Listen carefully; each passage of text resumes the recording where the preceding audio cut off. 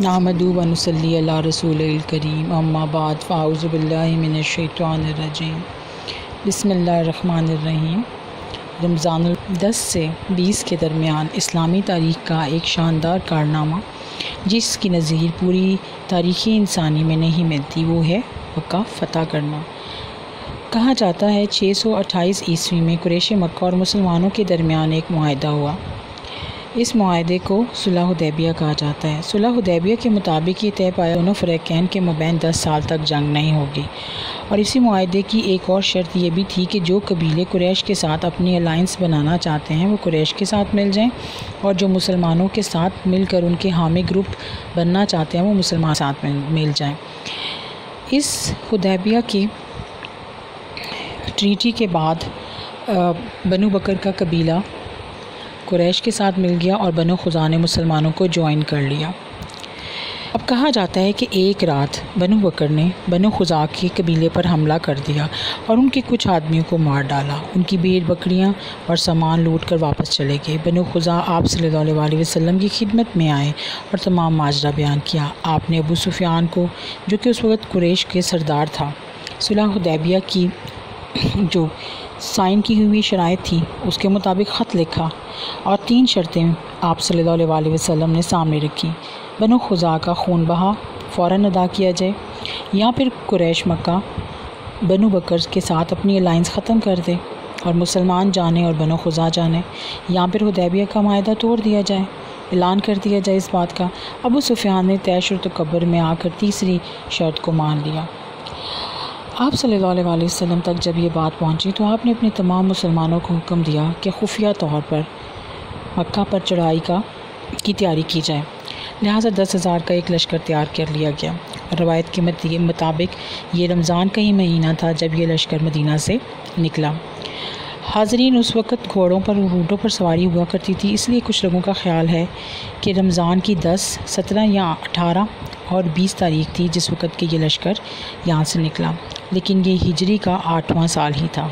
روایت کے مطابق یہ 10,000 لشکر مارش زہرا، جو کہ مکہ سے 10 کلومیٹر شمال کی طرف ہے، وہاں جا کر رک گیا۔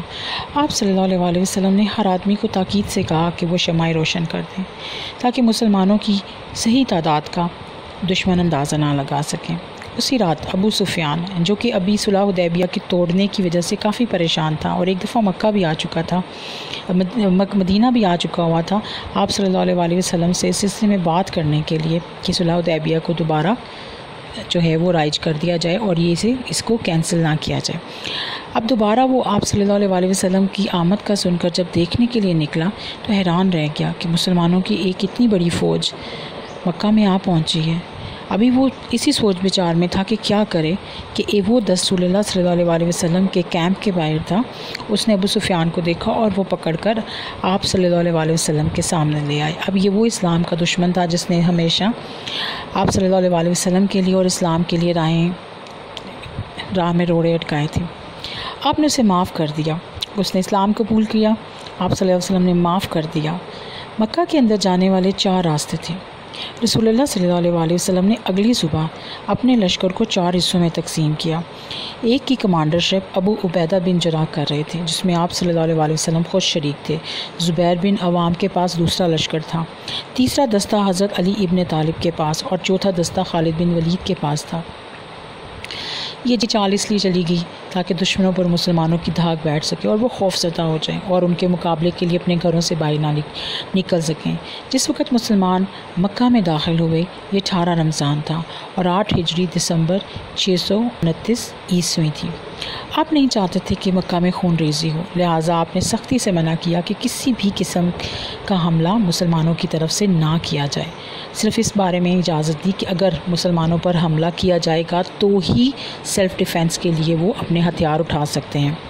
باقی تینوں دستوں کو تو کسی قسم کی کوئی مشکل اور پریشانی پیش نہ آئی، مگر خالد بن ولید جس دستے کو لیڈ کر رہے تھے اس دستے پر اکرمہ بن ابو جہل اور صفوان اس نے قریش مکہ کے کچھ لوگوں کے ساتھ مل کر حملہ کر دیا، لیکن جلدی مسلمانوں نے اپنی پوزیشن سنبھال لی اور دشمن 12 افراد مار دیے اور مسلمانوں کی طرف سے صرف 2 جنگجو شہید ہوئے۔ آپ نے ابو سفیان کے گھر کو امان قرار دیتے ہوئے کہا کہ جو کوئی ابو سفیان کے گھر میں پناہ لے گا یا اپنے گھروں کے دروازے بند کر دے گا، اپنے ہتھیار گرا دے گا، وہ مسلمانوں سے محفوظ ہوگا۔ آپ صلی اللہ علیہ وسلم نے مزید فرمایا کہ اللہ نے مکہ کو جس دن پیدا کیا تھا اسی دن ہی اس زمین کو حرم اور عزت والا بنا دیا تھا، اور یہ تا قیامت تک حرم ہے۔ آپ صلی اللہ علیہ وسلم نے کہا، نہ یہاں مجھ سے پہلے لڑائی کی اجازت تھی اور نہ ہی میرے بعد۔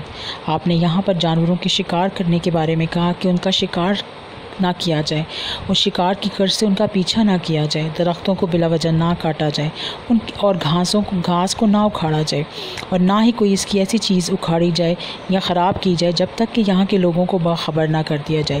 صحیح بخاری جلد نمبر 5 کتاب 59 حدیث نمبر 603۔ آپ صلی اللہ علیہ وسلم نے اپنے ساتھیوں کے ساتھ خانہ کعبہ میں داخل ہوئے۔